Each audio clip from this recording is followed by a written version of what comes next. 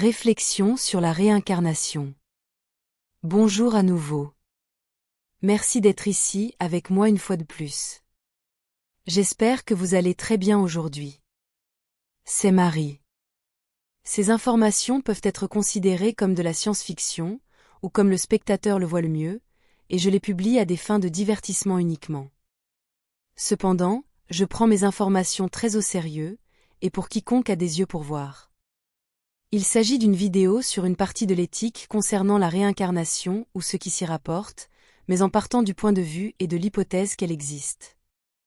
Sur Terre, plusieurs cultures, principalement dans l'Est, acceptent la réincarnation comme un fait et comme raconté et enseigné dans leur religion, mais à l'Ouest, elle est fondamentalement expurgée des religions. Et, pour autant que je sache, le concept a été accepté dans le christianisme jusqu'à un moment donné au Moyen-Âge, où il a été supprimé ou retiré des textes religieux au cours de l'un de ces innombrables amendements. Et cela, parce que d'innombrables paysans et individus de faible niveau social se suicidaient à un niveau sans précédent pour échapper à la brutalité du travail forcé, et aux impôts extrêmement élevés venant des seigneurs et du Vatican lui-même. Cela signifie qu'il a été retiré des textes religieux à des fins de contrôle de la population, puisque les religions sont précisément là pour ça de toute façon. Le fait que les religions occidentales n'acceptent pas la réincarnation ne signifie donc pas qu'elles n'existent pas, mais seulement qu'elles l'ont supprimée pour exploiter plus encore et terroriser la population humaine afin qu'elle se soumette davantage. De nos jours, sur Terre, il existe d'innombrables preuves anecdotiques ou circonstancielles d'événements de réincarnation, provenant principalement de jeunes enfants qui se souviennent avec précision de leur vie passée immédiate, y compris suffisamment de détails vérifiables par les enquêteurs. Cela prouve à un niveau assez fort qu'il existe quelque chose comme la réincarnation, simplement parce qu'un si jeune enfant ne pourrait pas se souvenir de tous ces détails sur une vie, et sur des personnes qui ont existé dans le passé ou qui sont encore en vie, surtout quand l'enfant n'a eu aucun contact avec ces autres personnes.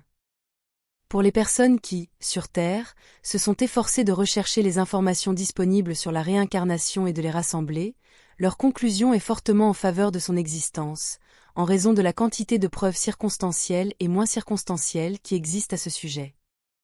Sur Terre, la réincarnation est encore quelque peu difficile à prouver, du moins selon les paramètres dont la science a besoin pour considérer quelque chose comme vérifiable ou vrai, et c'est aussi principalement à cause du fort voile de l'oubli que presque tout le monde a pendant qu'il s'incarne là. Tout cela fait croire à la plupart des gens que leur conscience et leur conscience de soi ne sont que le résultat de processus biochimiques complexes à l'intérieur d'un cerveau biologique. Ce qui fait que la majorité de la population humaine tombe dans une manière matérialiste et déterministe de comprendre la vie, n'ayant peut-être recours à la foi et à la croyance en une vie après la mort, principalement comme le dictent les religions institutionnalisées, que pour atténuer ou être capable de faire face à l'idée de la destruction et de l'effacement de l'ego à la mort. Laissant la croyance en la réincarnation et en une vie après la mort, comme un mécanisme d'adaptation de l'ego, est guère plus qu'un vœu pieux, aux yeux et selon l'opinion de nombreux chercheurs sur Terre. Mais pour les cultures interstellaires avancées, la réincarnation n'est pas quelque chose qui doit être remis en question ou même discuté comme vrai ou fausse, c'est simplement un fait évident de la vie. En effet, la plupart de la population de ces cultures se souvient d'au moins une vie antérieure, car le voile de l'oubli lors de l'incarnation n'est pas aussi fort que sur Terre.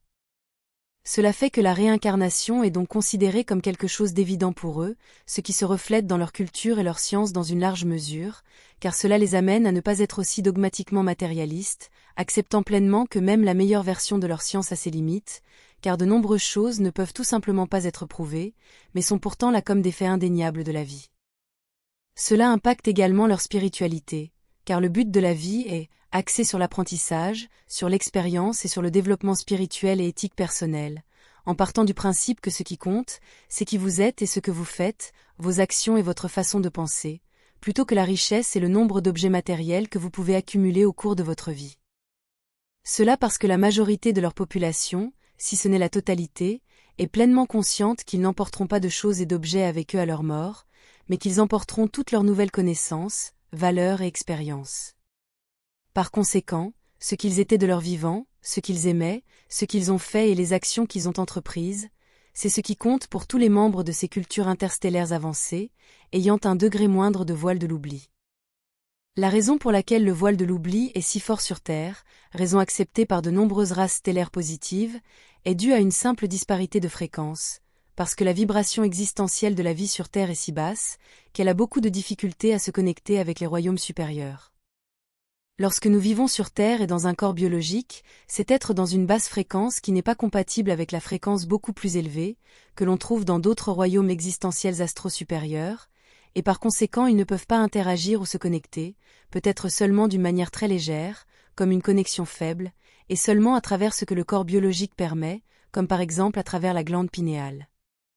Et ce, bien que ma culture insiste sur le fait que c'est chaque cellule vivante d'un corps qui se connecte à la source, en étant en correspondance vibratoire avec elle, et pas seulement le système nerveux central, ou plus précisément la glande pinéale. Cette incompatibilité de fréquence explique aussi pourquoi il est souvent si difficile de se souvenir des rêves, bien qu'ils soient indéniablement là, en tant qu'expérience que les gens vivent sur des plans existentiels plus légers, mais qu'ils ne peuvent pas toujours s'en souvenir en entier, ou seulement de façon très fragmentée, à cause de ce même problème d'incompatibilité vibratoire. Ce qui fait que les gens sur Terre tombent dans les explications existentielles matérialistes. Le corps biologique est un filtre, une combinaison, pour concentrer le point d'attention d'une âme uniquement dans la gamme vibratoire et fréquentielle du dit monde matériel, mais lorsque le corps biologique cesse de fonctionner, à la mort, alors l'âme peut revenir expérimenter tout ce qu'elle a toujours été, en étant seulement plus étendue grâce à toutes les expériences enrichissantes qu'elle a vécues au cours de sa vie. Et c'est là que les problèmes éthiques commencent à surgir. Dans la mesure où j'ai fait des recherches sur ce sujet à partir d'informations trouvées sur Terre, la plupart des médiums, dont certains que je respecte profondément, affirment que chaque vie est planifiée avant de s'incarner, ce qui signifie que l'âme sait à l'avance ce qu'elle va expérimenter au cours de sa vie, qu'elle sait pourquoi elle veut expérimenter tout cela, et qu'elle a même planifié sa sortie, sachant quand, et comment il est temps de passer à autre chose. Elle sait tout cela parce qu'elle prend des décisions basées sur un point de vue très élargi, tout en vivant dans un royaume existentiel vibratoirement élevé, où l'espace et le temps ne s'appliquent pas, et ne fonctionnent pas comme nous les connaissons dans le monde matériel. Dans les royaumes existentiels supérieurs, le temps devient très spécifique à la conscience qui le génère et en fait l'expérience, de même que l'espace, car la distance est également une perception et une illusion, qui n'appartient qu'au domaine existentiel matériel de basse vibration. Cela entraîne également l'illusion que les distances et le temps ne font pas partie de notre propre conscience et ne sont pas le résultat de notre propre perception. C'est là que commence le plus grand problème éthique, car la décision de se réincarner, et ce que le sujet va vivre et expérimenter pendant toute sa vie, a été planifiée et acceptée par son moi supérieur, mais pas par le sujet qui vit une telle expérience à l'intérieur d'un corps biologique dans un endroit difficile à faible vibration comme la Terre, mais pas seulement. Le problème est que, du point de vue du moi supérieur, sa version vivant à l'intérieur de ce corps matériel, et ayant un accès limité à l'information et à la mémoire, est elle-même la même personne avec la même conscience, et donc elle estime avoir le droit de planifier et d'accepter toutes les expériences, difficiles ou non, qu'elle vivra au cours de sa courte et chaotique incarnation dans un corps biologique vivant. Mais cette version du moi supérieur qui vit dans un corps biologique n'est pas la même personne, parce qu'elle n'a pas accès aux informations étendues et aux raisons pour lesquelles les choses se produisent dans leur vie. Toutes les âmes sont des fragments de la source, étant la source elle-même, mais avec un champ de perception limité, et c'est cette gamme de perception limitée qui définit une âme en tant que telle, car sans elle, elle serait simplement la source. C'est la gamme de perception et les différents points d'attention au sein de ces champs de perception limités qui définissent une âme et la différencient les unes des autres. Donc, la personne, l'âme qui s'incarne et fait l'expérience de sa propre existence à travers la lentille d'un corps biologique, n'est pas la même que son moi supérieur qui a planifié cette incarnation et décidé quel serait son plan de vie. Par conséquent, et selon notre propre logique et éthique, le moi supérieur est très abusif envers sa version incarnée, qui n'a aucune idée de la raison pour laquelle elle a mérité tant de souffrances dans sa vie, ni ne sait quelle souffrance l'attendent demain, tout en pensant également qu'elle n'est que le résultat de processus bioélectriques générés par son corps, vivant donc dans la terreur de la mort. De nombreuses personnes spirituelles et médiums sur Terre affirment qu'il est compréhensible de ne pas vouloir se réincarner, puisque personne ne veut souffrir davantage.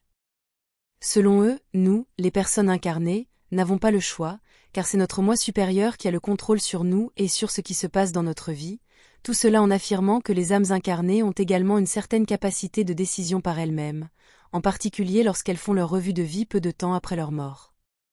Selon eux, la décision de se réincarner n'intervient que lorsque l'âme, qui se trouvait auparavant dans un corps biologique, s'unit à son moi supérieur. C'est seulement à partir de ce point de conscience supérieur que la décision de se réincarner sera prise, et dans quelles circonstances. Mais comme je l'ai expliqué plus haut, une âme dotée de cette conscience étendue n'est pas la même, ne peut pas être la même, expérientiellement parlant, que celle qui se trouve à l'intérieur d'un corps biologique. Le moi supérieur perçoit et croit fermement que sa version incarnée n'est rien de plus que lui-même, et qu'il a donc tous les droits sur elle, mais du point de vue de sa version incarnée, ce n'est pas le cas, laissant le concept d'un moi supérieur n'être qu'une vague idée spirituelle incontestable. Par conséquent, le moi supérieur est abusif et même cruel avec sa version incarnée, n'utilisant sa souffrance que pour favoriser son avancement spirituel. La seule façon de contourner ce problème serait de devenir notre propre moi supérieur pendant que nous sommes incarnés, ou du moins de nous efforcer d'y parvenir, en prenant donc autant de contrôle que possible sur nos vies. Comme d'habitude, le moyen d'y parvenir est d'améliorer autant que possible notre perception et notre connaissance de tout, en faisant de l'expansion de notre conscience la priorité absolue de notre vie. Nous devons tous faire de notre mieux pour devenir proactifs dans nos vies, et ne pas tomber dans une mentalité déterministe de victime. Prenez le contrôle de votre vie, aussi difficile que cela puisse être, ou vous serez de nouveau dans le monde matériel à servir votre moi supérieur. Tout dépend du côté sur lequel vous vous concentrez. Les besoins et les désirs du moi supérieur ou vos besoins et désirs immédiats, qui impliquent toujours la survie pure et simple. Vous devez vous réunir avec votre moi supérieur de votre vivant, ou le plus possible, sinon vous n'aurez aucun contrôle. Vivre de manière déterministe dans une mentalité de victime est toujours le résultat d'une vie dans la pure ignorance. Ce sera tout pour aujourd'hui.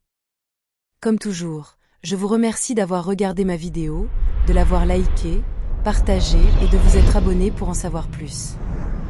Et j'espère vous voir ici la prochaine fois. Avec beaucoup d'amour, votre amie, Marie Soiroux.